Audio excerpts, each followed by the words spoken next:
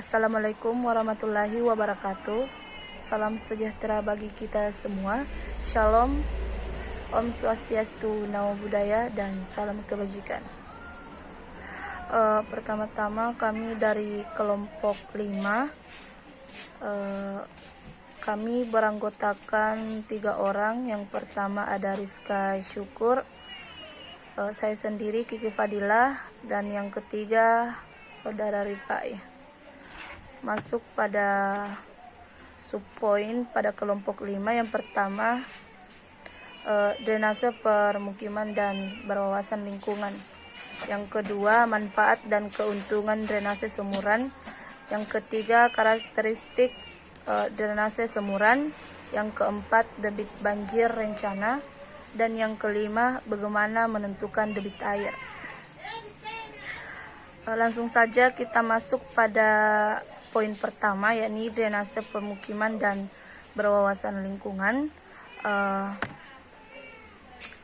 Salah satu konsep yang sesuai dengan paradigma baru tersebut adalah konsep ekodrainase, yaitu suatu konsep yang mengelola saluran drainase secara terpadu dan berwawasan lingkungan. Prinsip konsep ekodrainase ini yaitu air hujan yang jatuh ditahan terlebih dahulu agar lebih banyak meresap air ke dalam tanah melalui bangunan resapan, baik yang buatan maupun yang alamiah, seperti kolom tandon, semuran-semuran resapan, biopori, dan lain-lain. Hal ini dilakukan mengingat semakin minimnya persediaan air tanah dan tingginya tingkat pengambilan air. Salah satu contoh penerapan konsep drainase yang berwawasan lingkungan atau ekodrainase yang telah dilakukan oleh pemerintah Kabupaten Kulon Progo dan dapat kita lihat pada saluran drainase sekunder. Pada saluran drainase ini ditempatkan lubang-lubang peresapan berupa bis beton dengan diameter 60 cm dengan beberapa lubang atau inlet air pada bidang beton penutup lubang resapan. Lubang-lubang resapan ditempatkan dengan interval jarak 15 antara satu lubang resapan dengan lubang resapan yang lain. Dengan lubang resapan air limpahan permukaan masih mendapat kesempatan untuk dapat meresap ke dalam tanah sebelum dialirkan secepatnya ke sungai. Hal ini tentu saja selain dapat menjaga cadangan air tanah di sekitar kawasan sebagai salah satu usaha konservasi, juga dapat membantu meringankan beban saluran drainase pada saat terjadi luapan air yang melimpah pada saat turun hujan yang lebat dan bisa berakibat banjir. Seperti itu. Dan masuk pada materi poin kedua, saya berikan kesempatan kepada rekan saya Ripai untuk melanjutkan materinya. Kepada rekan saya persilahkan. Warahmatullahi wabarakatuh. Saya atas nama Ripai ingin menjelaskan manfaat dan keuntungan pondasi sumburan. Manfaat sumur resapan adalah yang pertama, mengurangi aliran permukaan sehingga dapat mengurangi terjadinya banjir dan genangan air, mempertahankan dan meningkatkan tinggi permukaan air tanah, mengurangi erosi dan sedimentasi, mengurangi menahan intrusi air laut bagi daerah yang berdekatan dengan kawasan pantai, mencegah penurunan tanah, mengurangi konsentrasi pencemaran air tanah. Keuntungan yang dapat diperoleh dari pemanfaatan sumur resapan adalah yang pertama, menambah jumlah air tanah, mengurangi jumlah limpasan. Infiltrasi diperlukan untuk menambah jumlah air yang masuk ke dalam tanah. Dengan demikian maka fluktuasi muka air tanah dapat waktu musim hujan dan kemarau tidak terlalu tajam. Adanya sumur resapan akan memberikan dampak berkurangnya limpasan permukaan. Air hujan yang selalu jatuh ke atas permukaan genteng tidak langsung mengalir ke selokan atau halaman rumah, tetapi dialirkan sesuai seng terus ditampung oleh sumur resapan. bisa dirasakan adalah air hujan tidak menyebar ke halaman atau selokan sehingga akan mengurangi terjadinya limpasan permukaan.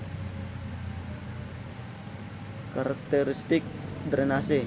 Sumur resapan air akan dapat berfungsi dengan baik apabila didesain berdasarkan kondisi lingkungan di mana sumur tersebut akan dibuat.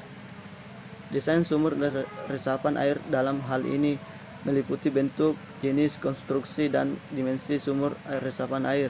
Menurut tata cara perencanaan teknik sumur resapan air hujan untuk lahan perkarangan diperlukan persyaratan teknis memiliki lokasi dan jumlah sumur resapan pada pekerjaan masyarakat teknik meliputi yang pertama, kontaminasi dan pencemaran limbah untuk meresap air hujan. Untuk daerah dengan sanitasi lingkungan yang tidak baik hanya digunakan menampung air hujan dari talang, mempertimbangkan aspek hidrologi, geologi, dan hidrologi. Yang kedua itu pemulihan lokasi. Keadaan muka air tanah dengan kedalaman pada musim hujan,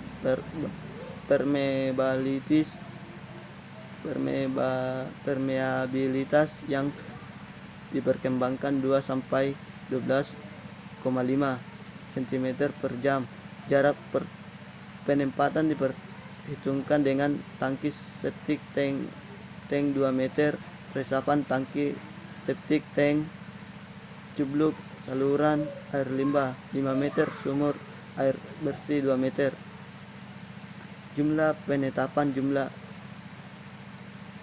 Penentuan jumlah sumur resapan air ditentukan berdasarkan curah hujan maksimum, permeabilitas, dan luas bidang tanah.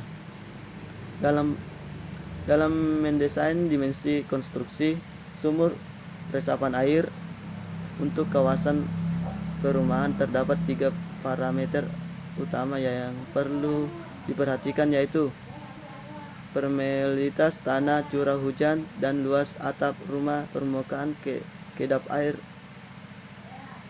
Permeabilitas tanah dapat kita tentukan berdasarkan hasil pengukuran langsung di lokasi permukiman dengan metode pengukuran langsung di lokasi permukaan dengan metode auger hole terbaik. Data permeabilitas tanah diperlukan untuk menentukan volume sumur resapan air yang akan dibuat. Curah hujan diperlukan untuk menentukan dimensi sumur resapan air. Dapat curah hujan yang diperlukan selama 10 tahun pengamatan atau diperoleh dari stasiun hujan terdekat. Pengukuran luas atap rumah didasarkan atas luas permukaan atap yang diperlukan tempat curah hujan jauh secara langsung di atasnya. Sedangkan untuk mendesain bentuk dan jenis konstruksi sumur resapan air diperlukan parameter sifat-sifat fisik tanah yang meliputi infiltrasi, tekstur tanah, struktur tanah, dan pori drainase. Assalamualaikum warahmatullahi wabarakatuh. Saya Rizka, NIM 0117321, kelompok 5. Jadi sebelumnya teman-teman sudah menyampaikan 3 subbahasan dalam kelompok kami. Jadi selanjutnya saya akan membahas tentang debit banjir rencana. Nah, debit banjir rencana ini berdasarkan SNI nomor 2415 tahun 2016 tentang debit rencana besarnya debit banjir maksimum yang ditentukan berdasarkan periode ulang, faktor keamanan, ekonomi, dan sosial. Debit banjir rencana ini pula adalah debit maksimum di sungai atau saluran alamiah dengan periode ulang ataupun periode rata-rata yang sudah ditentukan dan dapat dialirkan tanpa membahayakan proyek irigasi dan stabilitas bangunan-bangunannya. Debit banjir rencana ditetapkan dengan cara menganalisis debit puncak dan biasanya dihitung berdasarkan hasil pengamatan harian muka air. Melalui periode ulang dapat ditentukan nilai debit rencana. Debit banjir rencana ini dipergunakan untuk perhitungan air banjir rencana. Misalnya tekanan air dan menghitung stabilitas bendung dan talut bronjong. Selanjutnya subbagian terakhir itu bagaimana menentukan debit banjir rencana. Menentukan debit banjir rencana itu ada beberapa cara ataupun ada beberapa analisis. Yang pertama itu ketersediaan data, ini berdasarkan SNI nomor 2415 tahun 2016. Itu yang pertama itu ketersediaan data debit maksimum sesaat untuk periode waktu di atas 20 tahun. Terus yang kedua itu ketersediaan data debit maksimum sesaat untuk periode waktu di bawah 20 tahun. Yang ketiga itu ketersediaan ataupun kondisi tidak tersedia atau sangat kurang data debit banjir sesaat. Dan yang keempat, ketersediaan data maksimum sesaat tidak tersedia atau sangat kurang. Yang kelima, resume dan rekomendasi perhitungan debit banjir. Nah, di antara kelima ini itu ada analisis setiap kelima ini tuh semuanya ada analisis, beberapa analisis di dalamnya.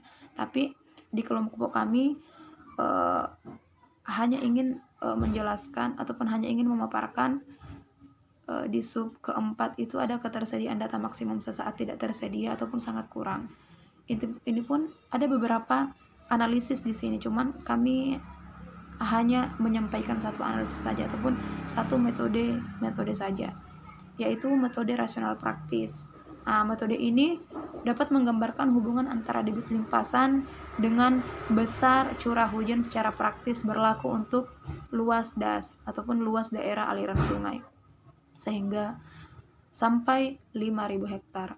Dua komponen utama ialah waktu konsentrasi, itu satuannya TC, dan intensitas curah hujan satuannya ITC.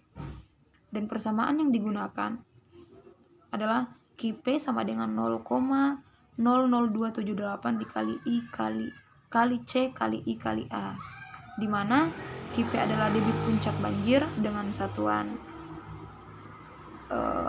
meter kubik per sekon.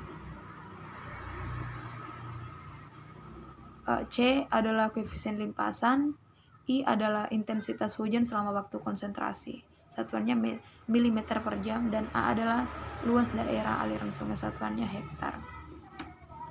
Adapun koefisien runoff untuk drainase perkotaan sangat dipengaruhi oleh daerah kedap air yang dirumuskan seperti berikut.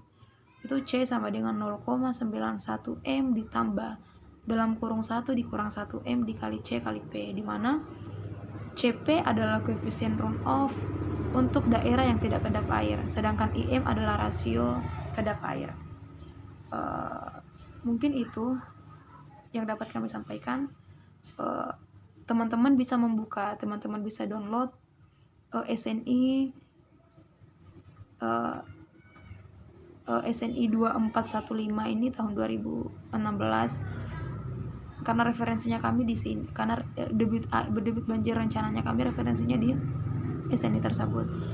Jadi mungkin itu yang dapat kami sampaikan, kurang lebihnya kami mohon maaf.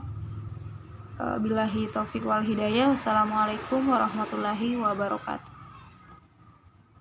Jadi itulah pemaparan atau penjelasan materi dari kelompok 5 yang sempat kami berikan atau share kepada teman-teman sekalian.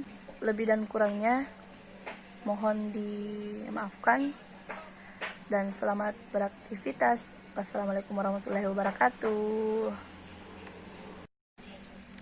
Selanjutnya kita masuk pada sesi pertanyaan. Saya berikan kesempatan kepada teman-teman yang ingin atau mau bertanya kepada kelompok 5. Kami persilakan. Terima kasih.